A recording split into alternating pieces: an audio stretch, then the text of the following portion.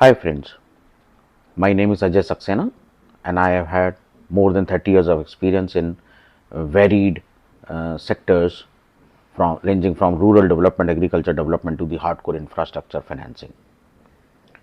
In the last 20 years, I have been a public-private partnership professional and have worked with the government and also with the multilateral banks like Asian Development Bank in the capacity of PPP expert. During my PPP experiences, I have had advised the government and drafted the policies and the procedures and guidelines on PPP on various sectors also, and also have advised the projects development and project structuring and bid process management. I have done something more than 150 projects of different scale, from a small municipal building to the huge projects like airport. I was very much involved with the Navi Mumbai International Airport development, in the process development, in the project development, structuring, and taking it to the logical conclusion and awarding the project to the developer. My education qualification is that I have done my postgraduate diploma in finance management from Indian Institute of Management, Kozhikode. I am a certified arbitrator from the Royal Institute of Chartered Surveyors, London. I have done my post-graduation in economics with the specialization in econometrics, and I am also a law graduate. In the last 20 years, while working with the government and other people, I realized that PPP is such a niche segment that if we don't handle it properly, then it may go haywire. The PPPs were written, PPPs are required because everything, सारा development सरकार के पैसे से या budget के पैसे से नहीं हो सकता. इसके लिए प्राइवेट सेक्टर का पैसा अगर इंफ्रास्ट्रक्चर डेवलपमेंट में लगेगा तो देश जो काम अगले 10 वर्षों में करने वाला है वो ये काम अगले 3 से 4 वर्षों में खत्म कर सकता है. इससे देश में तरक्की आएगी, इकोनॉमिक प्रोग्रेस आएगी और लोगों को रोजगार मिलेंगे और हमारा देश और ज्यादा तेजी से तरक्की करेगा. पब्लिक प्राइवेट पार्टनरशिप एक ऐसा माध्यम है जिसमें जो प्राइवेट सेक्टर है वो अपना पैसा लगाता है, लेकिन वो प्राइवेट सेक्टर उन बंदिशों, उन बाउंड्रीज के बीच में लगाता है जो सरकार तय करती है.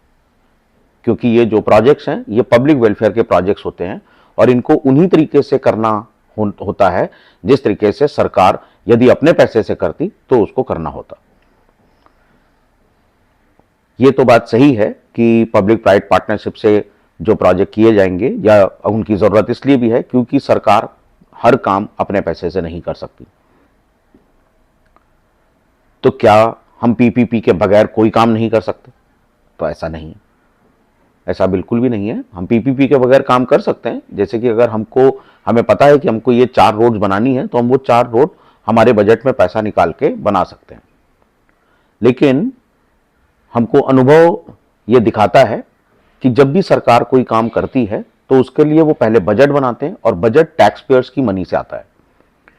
सरकार के पास सिर्फ इंफ्रास्ट्रक्चर बनाने का काम नहीं है, सरकार के पास उन सारी चीजों के तरफ काम करने का है जिससे सभी सिटीजन्स का, सभी देशवासियों का लाभ हो, जिसमें गरीब भी हैं, मध्यम वर्गीय भी हैं, उच्च वर्गीय भी, सभी वर्गों के लोगों का उसमें डेवलपमेंट हो. फिर सरकार ने एक ऐसी कोशिश की, सन 2005 में एक वर्ल्ड बैंक की रिपोर्ट आई जिसमें यह हुआ कि अगर कुछ सेक्टर्स ऐसे जिनको यूजर चार्जेस पे, यानी कि जो लोग उसको यूज करते हैं वो उसको पैसे दें और उस तरीके से इसको स्ट्रक्चर किया जा सके जो कि बाहर की दुनिया में बहुत सारे देश इसको एक्सपेरिमेंट कर ही रहे थे और उसके ऊपर अपने प्रोजेक्ट्स चला रहे थे. तो फिर इन प्रोजेक्ट्स में गति लाई जा सकती है क्योंकि इसमें प्राइवेट सेक्टर का पैसा लगाया जा सकता है. इस तरीके से ये पीपीपी की शुरुआत हुई. उसके ऊपर बाद में चर्चाएं हुई, एक नई स्कीम बनी और गवर्नमेंट ऑफ इंडिया ने उसके ऊपर वायबिलिटी गैप फंड की एक स्कीम बनाई. वायबिलिटी गैप फंड ये स्कीम थी कि जिसमें हम जब रोड बनाते हैं तो प्राइवेट सेक्टर, अगर सिर्फ ये प्राइवेट सेक्टर के हाथ में दे दिया जाए तो वो अपना पैसा निकालने के लिए अगले 10 वर्षों में अगर उसको पैसा निकालना है तो वह उस पैसे को निकालने के लिए टोल के रेट को मैक्सिमाइज कर देगा और वो अपना पैसा बहुत ज़्यादा प्रॉफिट से बना के निकल जाएगा। पब्लिक को चूंकि रोड पे चलना है और वो इसको चलना छोड़ नहीं सकते, तो वो बाध्य हो जाएंगे उसको पैसा देने के लिए, और इससे, और चूंकि वो उनके जेब पे बहुत भारी होगा तो ये इसको कर नहीं पाएंगे। इससे ज़रूर से कुछ ना कुछ ऐसी त्राही त्राही होगी कि ये कामयाब होगा नहीं।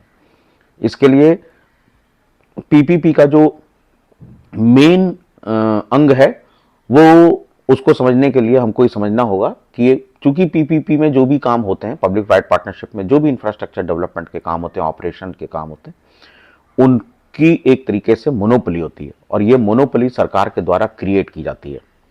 तो जिस भी सेक्टर में अगर हम मोनोपोली में मोनोपोलाइज करेंगे, जिन सेक्टर्स को मोनोपोलाइज करेंगे, वो सेक्टर में अगर हम यूजर चार्जेस को, जो हमको जो पब्लिक जो हमको पैसा देगी उस सुविधाओं को यूज करने के लिए, अगर यूजर चार्जेस की फिक्सेशन, उसकी तय करने की ताकत अगर हम प्राइवेट सेक्टर के हाथ में दे देंगे तो वो इससे विंडफॉल गेन्स को प्राप्त करने की कोशिश करेगा, क्योंकि प्राइवेट सेक्टर हमेशा उसका यह धर्म है कि प्रॉफिट को मैक्सिमाइज किया सके। ये अंतर है पब्लिक प्राइवेट पार्टनरशिप में और प्राइवेटाइजेशन में।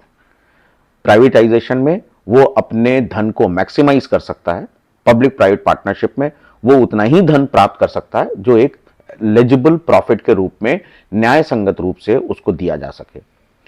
सरकार ने ऐसे निवेशों की, ऐसे इन्वेस्टमेंट की एक सीमा, लगभग सीमा तय कर रखी है कि ओवर द ईयर्स जब भी उनको 15 साल के या 20 साल के लिए अगर ये काम दिया जाएगा तो वो 20 सालों में उसके अपने इन्वेस्टमेंट की लगभग 14 से 15% की आईआरआर निकाल सकते हैं।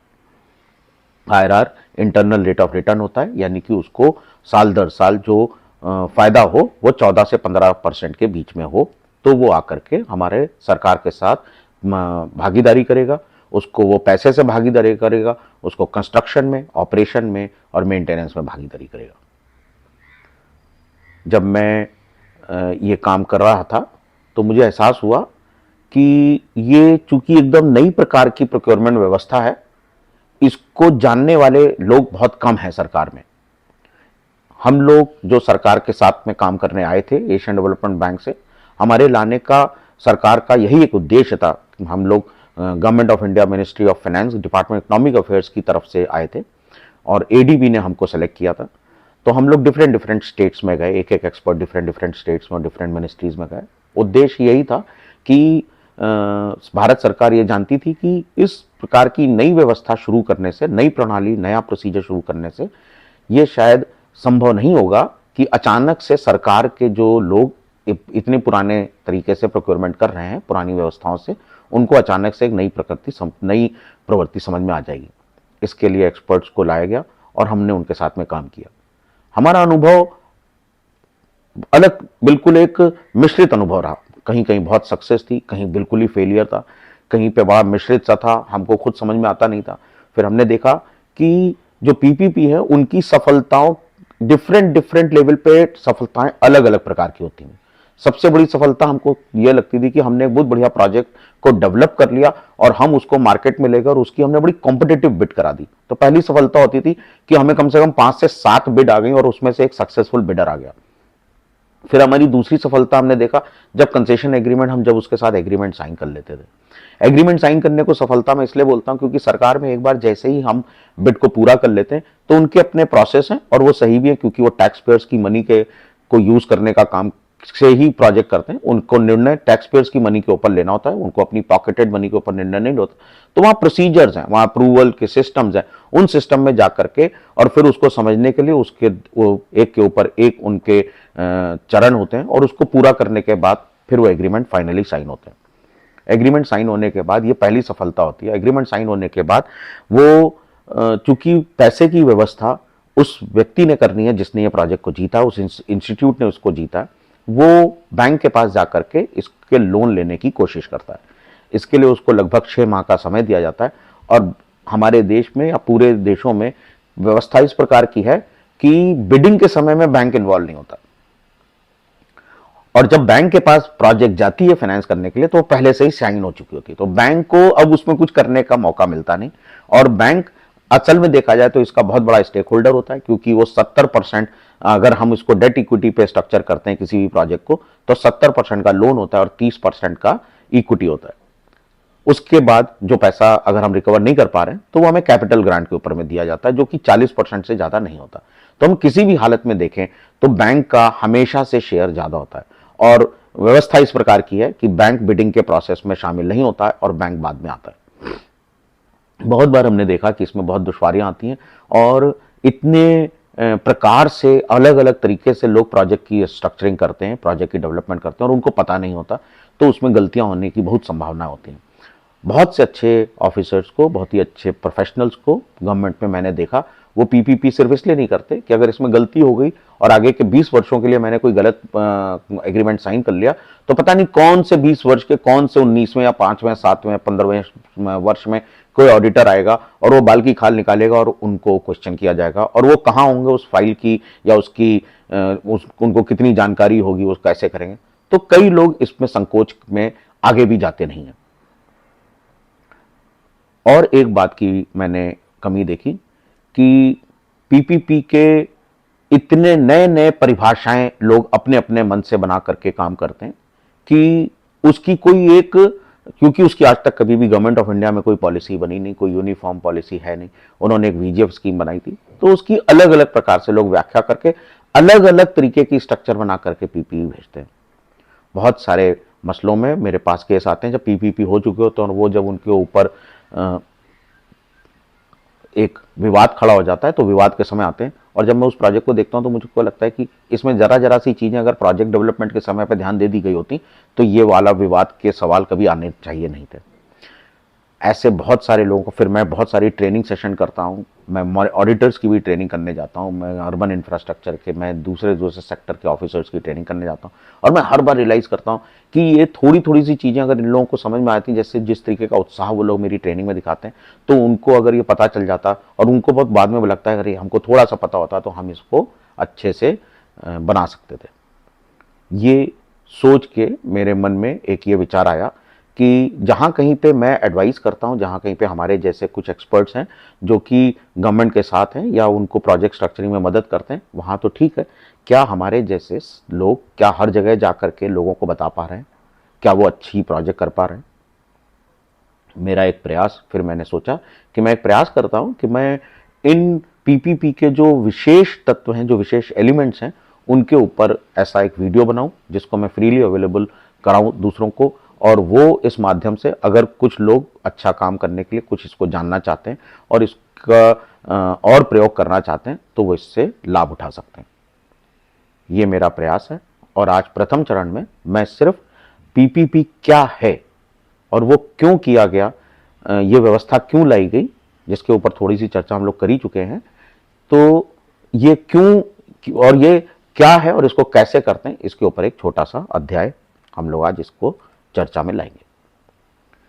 क्या है पीपीपी, उसके पहले क्यों पीपीपी। तो अभी मैंने बात की कि हमें कम से कम मान लीजिए अगर एक पूरे देश में सारे काम को करने के लिए अगर हमको एक एक्स करोड़ के रुपए की जरूरत है, मान लीजिए 1 लाख करोड़ रुपए की जरूरत है, बहुत छोटी सी बात है, 1 लाख करोड़ रुपए की जरूरत है, सरकार के पास टैक्स पेयर से जो पैसा है, और ये सिर्फ इंफ्रास्ट्रक्चर का है। अभी सरकार को वीमेन इन चाइल्ड डेवलपमेंट में, एजुकेशन में, सोशल स्ट्रक्चर इंफ्रास्ट्रक्चर में, हेल्थ में, एजुकेशन में, सब में पैसे लगाने, उनके पास मैन्युफैक्चरिंग में जो वो अनुदान देते हैं, जो कृषकों को अनुदान देते हैं, उन सभी में पैसे लगाने। तो उनके पास सिर्फ रोड बनाने, एयरपोर्ट बनाने, पोर्ट बनाने का काम नहीं है, उनके पास सिर्फ वाटर बनाने का काम नहीं है, वाटर की डेवलपमेंट करने का काम नहीं, उनके पास सब तरीके के काम है। तो उसमें 1 लाख करोड़ रुपए में वो सिर्फ 10,000 करोड़ रुपए मान लीजिए निकाल सकते हैं, जिसमें कि इंफ्रास्ट्रक्चर को इस समय दे सकते हैं। लेकिन इंफ्रास्ट्रक्चर की जरूरत असल में 1 लाख करोड़ की, तो 90,000 करोड़ रुपए आएगा कहां से? या तो हम 10-10 हजार करोड़ करके 10-15 वर्षों तक इंतजार करें, लेकिन तब हमारी नई जरूरतें आ जाएंगी, हमारे नए पुराने इंफ्रास्ट्रक्चर फिर से पुराने हो जाएंगे, उनको ठीक करने का काम आ जाएगा, हमारी पॉपुलेशन बढ़ चुकी होगी, हमें नए इंफ्रास्ट्रक्चर की जरूरत पड़ जाएगी। तो एक विशेष साइकिल है जो कभी खत्म नहीं होगा। इसको खत्म करने के लिए बहुत जरूरी है कि हम इस तरीके के कैपिटल की व्यवस्था करें जो सरकार के साथ साथ बाहर के स्रोतों से भी आए। उनमें से एक स्रोत पब्लिक प्राइवेट पार्टनरशिप का, प्राइवेट सेक्टर फंड का है। क्या ये सिर्फ फंड के लिए ही हम करते हैं? अगर फंड की जरूरत हमको नहीं होती तो क्या हम ये काम नहीं करते? तो मैं ये कहूंगा कि नहीं, हम तब भी ये काम करते, क्योंकि हमें सालों से जो हमारा अनुभव रहा है सरकार के, फिर से मैं कहूंगा सरकार के जो काम है, वो जो अप्रूवल सिस्टम्स हैं वो इतने सख्त हैं, क्योंकि उनको टैक्स पेयर्स मनी से काम करना होता है, उनको अपने जेब के पैसे का निर्णय नहीं लेना होता है, जिसके लिए हम और आप अगर अपने जेब का पैसे का निर्णय लेना चाहेंगे तो हमको फटाफट मिलता है, हम एक 5 मिनट में अपना निर्णय ले सकते हैं। लेकिन हम ऐसा नहीं कर सकते अगर हमको हमें किसी दूसरे के पैसे के ऊपर निर्णय लेना हो और हम उसके ऊपर आंसरेबल हो, हमारी अकाउंटेबिलिटी हो, हमें एक प्रोसेस के थ्रू गुजरना होगा। तो जब हम इन प्रोसेस के थ्रू गुजरते हैं तो हमें डिसीजन में लेने में डिले होती है। और जो प्रोजेक्ट मान लीजिए अगर उसकी एक डीपीआर है, उसको अगर मैंने 5 करोड़ रुपए की डीपीआर बनाई है, तो जिस समय बनाई गई है और जिस समय मैं उसको बिड करने, टेंडर करने जाता हूं, उसमें कीमत में अंदाजा हो जाता है, और कोई भी गवर्नमेंट एजेंसी, कोई भी गवर्नमेंट ऑफिसर दोबारा उस डीपीआर को ठीक करके अप्रूवल लेने नहीं जाता।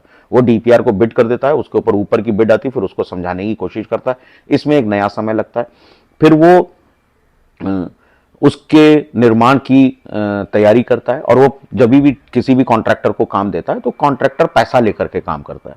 अगर उसमें पैसे की कभी कमी आ गई तो काम रुक जाता है, फिर उसमें और कुछ अड़चने आ जाए तो काम रुक जाता है। इसमें गवर्नमेंट का ऑफिसर वो एक किसी चीज में शामिल हो गया या उसको कोई दूसरा काम मिल गया तो भी इसमें काम में कमी, ढिलाई पड़ जाती है। हमने देखा है कि गवर्नमेंट के जो काम है इन्हीं सब चक्करों में और दूसरी वजहों से भी कभी जो है कम से कम 40 से 50% की डिले पे खत्म होता है। हमारी उसी प्रकार से कॉस्ट बढ़ जाती है। तो हम 100 रुपए का काम करने गए थे, पहले तो हमें 100 रुपए नहीं थे, और उसके बाद जब हम 100 रुपए का काम करने गए तो हमारा काम असल में 150 पौने 200 रुपए में खत्म होता है। पीपीपी में इस प्रकार की व्यवस्था नहीं है। पीपीपी में जो व्यक्ति काम कर रहा है, डिले और कंस्ट्रक्शन रिस्क और डिले का रिस्क और कॉस्ट का रिस्क उसका होता है। पीपीपी सिर्फ पैसे को लेना और काम करना नहीं है, पीपीपी रिस्क को मैनेज करना, रिस्क को एलोकेट करना है। तो हम construction financing risk, cost risk, जो उसका रेवेन्यू रिस्क है, ये हम प्राइवेट सेक्टर के ऊपर ट्रांसफर करते हैं।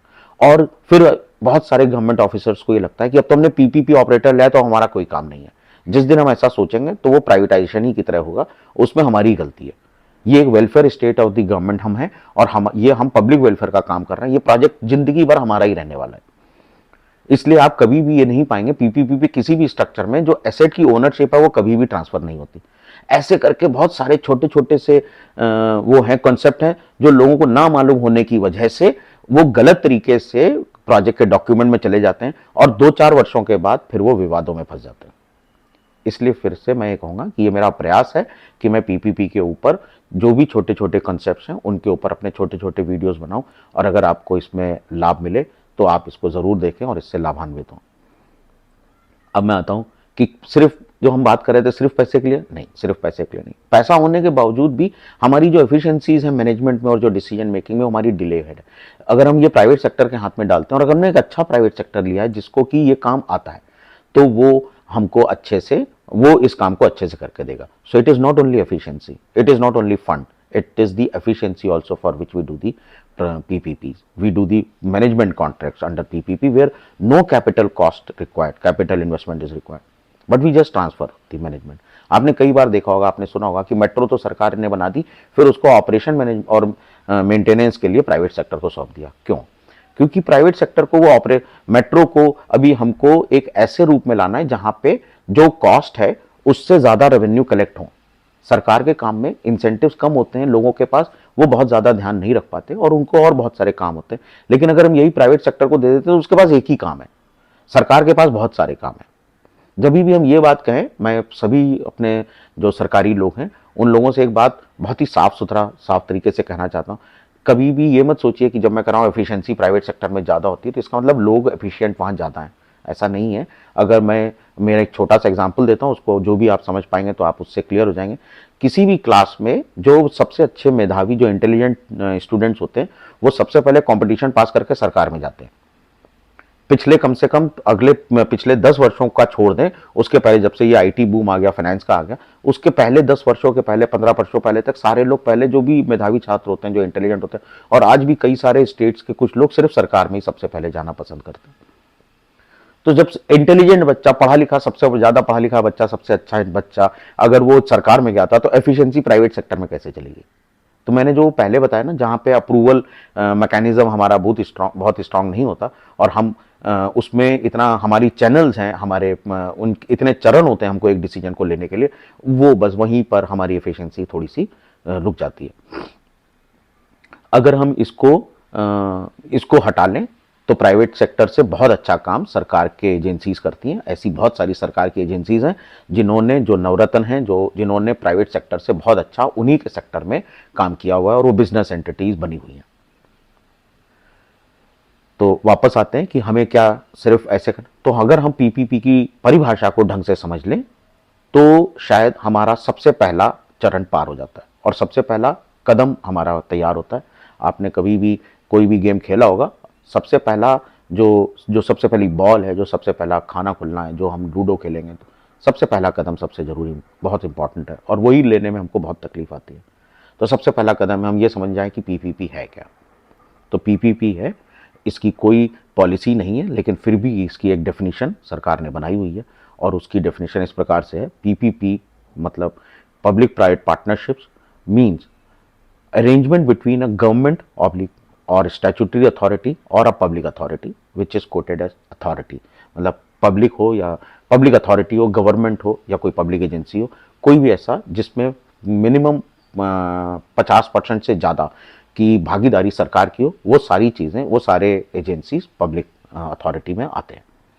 तो it is an arrangement between the government, statutory authority, public authority, statutory entity, public sector undertaking, anything which has the more than 51% share of the government, and private sector entity. तो इसका opposite private sector, यानी कोई भी ऐसी agency जिसमें कि 50% से कम भागीदारी सरकार की, अगर 50% से ज्यादा भागीदारी है तो वो प्राइवेट सेक्टर नहीं होगा। तो ऐसी प्राइवेट सेक्टर जिसमें प्राइवेट सेक्टर का पैसा 50% से ज्यादा लगा होगा। तो it is an arrangement between government and the private sector entity for the provision of, इसका एक एक वर्ड और एक एक लाइन बहुत इंपॉर्टेंट है, a private sector entity for the provision of public assets and और यानी ये भी, हो भी सकता है या इसके अलावा भी अलग से भी, है ना, for the provision of public asset, यानी कि हम इसमें सिर्फ काम पब्लिक एसेट का ही काम करेंगे और कोई काम नहीं करेंगे। हम जो प्राइवेट कंज्यूमर फील्ड वाले, ये वो सब काम पीपीपी में नहीं आते। हमें ब्रश खरीदना, हमें साबुन बनाना, हमें कुछ करना, वो काम पीपी, सिर्फ पब्लिक एसेट्स जो कि पब्लिक वेलफेयर के लिए काम आने वाले हैं, तो वही सेक्टर्स के काम होंगे। तो for the provision of public assets through investments being made, या तो इन्वेस्टमेंट हो या इन्वेस्टमेंट एंड मैनेजमेंट हो या इन्वेस्टमेंट ना हो सिर्फ मैनेजमेंट हो, is being undertaken by A private sector entity, मतलब ये प्राइवेट सेक्टर के हाथ में जाए for a specified period of time. Very very important. बहुत सारे पीपीपी के प्रोजेक्ट्स में शुरुआती के सालों में अपने देखता था जिसमें कि लोग लिखते थे कि पीपीपी का मतलब है कि उन्होंने 90 साल के कॉन्ट्रैक्ट कर दिया। 90 साल का कॉन्ट्रैक्ट परपेचुअल है, वो प्राइवेटाइजेशन हो गया, वो करना कोई उचित बात नहीं है। पीपीपी में एक स्पेसिफाइड पीरियड ऑफ टाइम के लिए हम एसेट को ट्रांसफर करते हैं और ये टाइम उसकी जो एसेट की लाइफ है उसके ऊपर निर्धारित है। अगर हम 2 लेन की, 1 या 4 लेन की रोड बना रहे हैं और अगर उसमें हमारा 80,000 की कैपेसिटी का कार यूनिट का हमारा ट्रैफिक चलने वाला है, तो जिस दिन वो 1 लाख रुपए हमारे एस्टिमेशन से 1 लाख के से 80,000 से ज्यादा या बहुत से बहुत ज्यादा 1 लाख तक अगर जा रही है, उस समय उसके बाद हम वो रोड का कंसेशन या रोड का कॉन्ट्रैक्ट पीरियड नहीं कर सकते। उस रोड के पीरियड में जो एस्टिमेटेड ट्रैफिक से जो उसको पैसा मिल गया वही उसकी रिकवरी है। अगर वो रिकवरी उसके लगाए हुए इन्वेस्टमेंट और 16% के आरआर से कम है तो हम जो कमी है उसको हम वायबिलिटी गैप से उसको फंड करते हैं। तो it is an arrangement between private sector, government entity and a private sector for a provision of public asset for a specified period of time where the investment or management or both are being undertaken by the private sector, where there is a well defined allocation of risk। ऐसा नहीं कि हमने एक project का ये road बनानी तुम बना दो, वो रोड की डीपीआर हमको बनानी पड़ेगी, हमें उसको बना करके उसकी एक एस्टिमेटेड कॉस्ट निकालनी पड़ेगी, हमें उसको एक बेंच मार्किंग करनी होगी और हम तब उसको प्राइवेट सेक्टर को देंगे। क्वेश्चन पूछा जाएगा, अब जब हमने यही काम कर लिया तो फिर प्राइवेट सेक्टर में हम डिजाइन का काम कैसे हैंड ओवर करते हैं?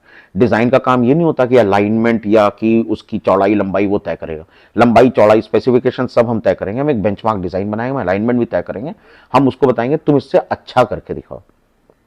उसको अच्छा करने का जो डिजाइन है सिर्फ उतना ही डिजाइन हम उसको हैंड ओवर पीपीपी में करते हैं। इस So, for a specified period of time where there is a well-defined allocation of risk between the private sector and the public authority, and the private sector entity receives performance linked basis, if it is a performance management contract, तो उसके performance के हम parameters बनाते हैं, जब वो parameters पूरे होते हैं तभी हम उसकी पेमेंट करते हैं. Receives performance law for to that conform to specified and predetermined performance standards. ऐसा नहीं कि जब वो मैं सेलेक्ट हो गया था हम उसको देख करके अपने परफॉर्मेंस के स्टैंडर्ड बदल देंगे. वो प्री डिफाइंड होते हैं, टेंडर डॉक्यूमेंट में एक साथ जाते हैं. To specified and predetermined performance standards measurable by public authority. ऐसा नहीं कि हम क्वालिटेटिव असेसमेंट, ये रोड अच्छी दिखनी चाहिए, ऐसा कुछ क्राइटेरिया नहीं होता. वो रोड अच्छी कैसी दिखनी चाहिए, उसके क्वांटिटेटिव पैरामीटर्स हैं जो इंडियन रोड कांग्रेस ने दिए, वो लगाने ही पड़ेंगे. उसको लगाए बगैर हम नहीं कर सकते. So for which are measurable by the public authority and its representative. तो वो अपने, चाहे तो पब्लिक का अथॉरिटी इंजीनियर जाकर के करता है, या वो एक इंजीनियर को कंसल्टेंट अपॉइंट करके भी इसको करा सकते हैं. It would also include the partnerships done under PP, other formats of PP like management service और अदर. ये डेफिनेशन है. मैं इसको एक बार, जैसे मैंने तोड़ के बीच में परिभाषित करते हुए बताया, मैं इसको एक बार पूरा पढ़ता हूं, अगर आपको समझ में इससे बेहतर आएगा. Public private partnership means arrangement between a government oblique statutory of public sector entity which is together called authority and a private sector entity for the provision of public assets and or public services management through investments being made and or management being done, or only management being undertaken by the private sector entity for a specified period of time where there is a well defined allocation of risks between the private sector and the public authority. And the private sector entity, if it is a management contract, then it receives performance linked payments that conform to the specified predetermined performance standards measurable by the public authority or its representatives. They can also, this PPP does not mean it is only design, build, operate, transfer, only construction. Till the time construction is not involved or management is not involved, we can't transfer. No, this PPP can be operated, can include also the partnership under other formats of PPP, such as performance based, service management, service based contracts, management contracts, and other form of contract. आज के session को यहीं पर रोकते हैं. अगर आपको अच्छा लगा हो तो आप मुझे ज़रूर से बताएं, और मैं इसको, और अगर इसमें कोई आपका फीडबैक है तो आप मुझे दें, मैं इसको इम्प्रूव करके आप तक दोबारा पहुंचने की कोशिश करूंगा. नमस्ते.